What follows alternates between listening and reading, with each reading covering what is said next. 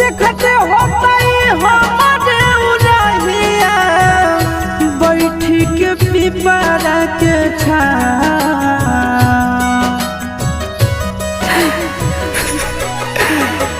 देखते होता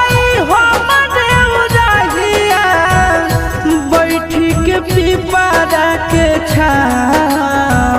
रुक रुक रुक अरे टरेनिया रुक रुक रुक रे टरेनिया